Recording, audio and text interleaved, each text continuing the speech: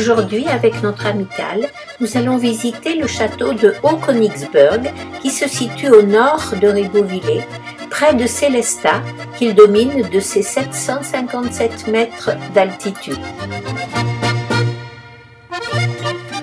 La forteresse suit parfaitement les contours d'une arête rocheuse sur 270 mètres de long et 40 mètres de large.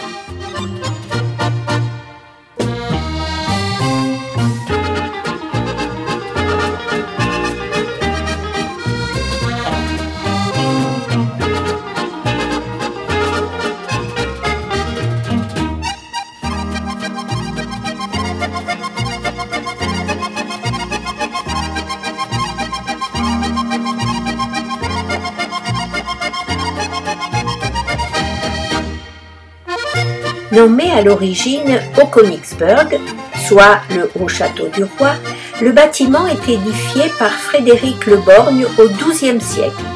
Par la suite, il change plusieurs fois de propriétaire, jusqu'à 1663, lors de la guerre de 30 ans.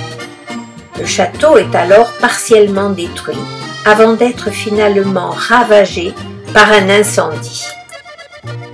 Voilà ce qu'il en restait à l'époque. En 1871, alors que l'Alsace est redevenue allemande par le biais du traité de Francfort, le château en ruine est offert à l'empereur allemand Guillaume II. L'édifice est alors entièrement rénové tel qu'il était au XVe siècle, sous la conduite de l'architecte Baudot et Barthes, pour en faire un musée du Moyen-Âge. Il est représentatif de l'architecture des châteaux forts des XVe et XVIe siècles du sud du bassin rhénan. La France devient propriétaire du château par le traité de Versailles en 1919 seulement.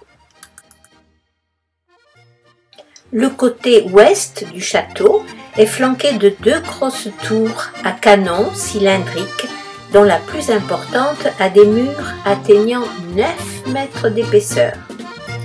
Au centre se trouve un logis où des appartements avaient été aménagés par le Kaiser et son épouse. L'ensemble est dominé par une haute tour beffroi, un donjon. À l'est s'étire un vaste bastion d'artillerie, formant une basse cour flanquée aux angles de tours en forme de U.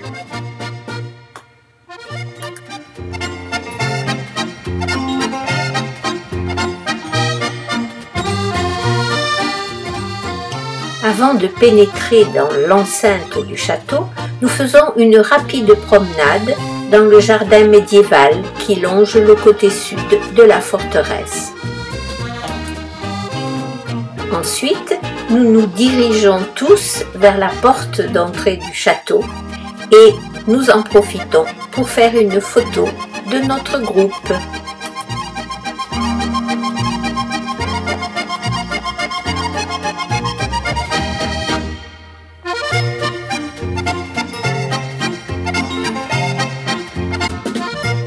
Nous accédons à la cour intérieure en longeant sur notre droite les communs et en observant sur notre gauche les blocs de grès rose qui constituent les fondations du château.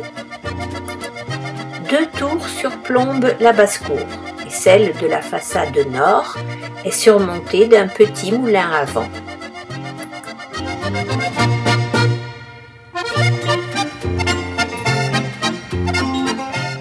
Nous pénétrons ensuite dans la partie centrale de la forteresse en laissant à notre droite le donjon et à notre gauche la chapelle.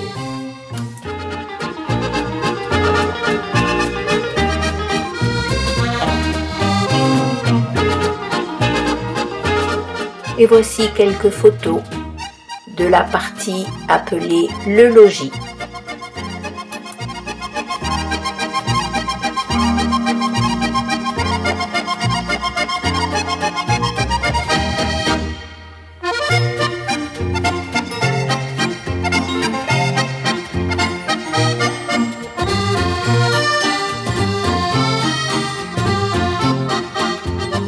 En ressortant de la partie centrale, nous arrivons dans le jardin intérieur qui va nous donner accès aux 2 tours sud de la forteresse et au grand bastion.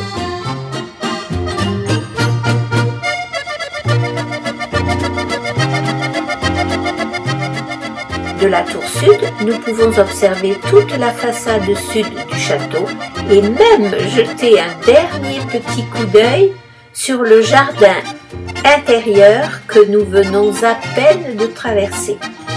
La visite est maintenant terminée et nous quittons le château en longeant toute sa façade nord jusqu'à notre point de parking.